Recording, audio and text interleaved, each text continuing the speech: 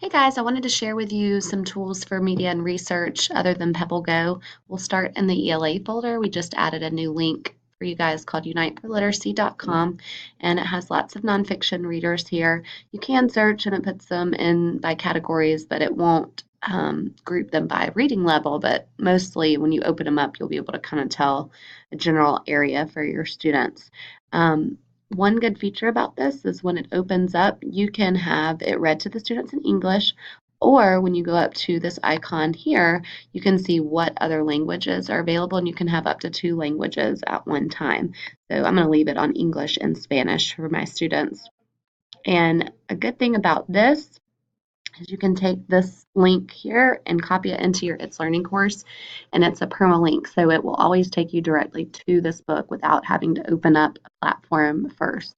So sometimes when we share the link for PebbleGo books, they first have to make sure that's opened outside of It's Learning first, and then when they click the link, it'll take them in there. So that's just one tool for you guys to use. If we dip into the media and research folder, we have DK Find Out. This is great for searching for certain topics. I'm thinking about kindergarten symbols. I can search here, and I can go to the results, and I can also read here. You can use your Google Read and Write tool if it doesn't have a read aloud feature, which should read the web page for your students. So DK Find Out is a second tool. Also here, if you go to Galileo for Kids, there's lots of good tools within here. The Britannica School Elementary, I really like this feature for lots of reasons. A lot of the things they'll group by categories here, but you can also search. So I'll just really quick search for Theodore Roosevelt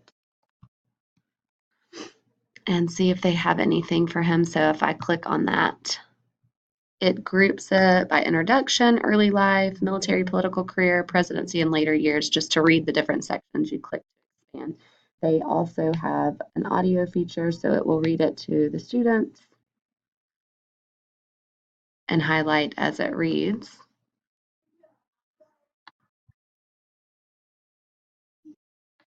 So that's good. Again, you could still be using Google Read and Write up there if you needed to, but it'll have other little facts. Sometimes it'll have a video or images that go along with it, depending on what the topic is. If your students need a bump up, you possibly might bump up to level 2, which is going to take you to the middle school version of the article. So I'm going to hop back over to Galileo for Kids and show you the EBSCO ebooks. There's lots of ebooks here for your students to look at and use when they're doing their research. So I'm just going to type in, let's see what we have here for Civil War, and I can see if there's anything that I think would apply to my class. Now, it won't be as interactive as the Unite for Literacy or Mayan or PebbleGo. It will just be a PDF version of the book. So they would have to scroll down. Woo, I went super fast. I'm stuck. And so they would just have it through here. You can flip the pages down here, but you don't see the full screen. So if I'm trying to see, let's see, fit page, maybe that'll work. So if I fit the page, then I can flip and turn the pages of that book and read it there. Another tool is the World Almanac for Kids. So if you haven't explored this, take a look. It might have some different things that your kids could use for their research or you might use in your lessons. So I might go into, let's see, weather and climate, see what we have here, and I can click different topics to read the article. It also has the read aloud feature, which is good. Highlights vocabulary and has different media in there with it.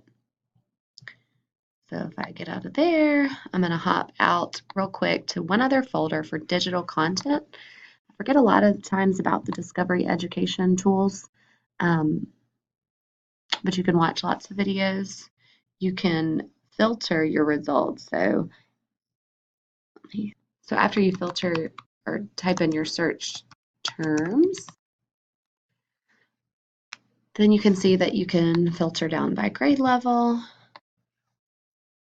And then you can also filter by types of content. So if I just want videos, I can start there, or maybe I want to look at the interactives, which are kind of like the games that students can play, or explorations that might have them do some test work, kind of like a game. So these are just good tools, whether you use them for your students independently or use them to facilitate learning.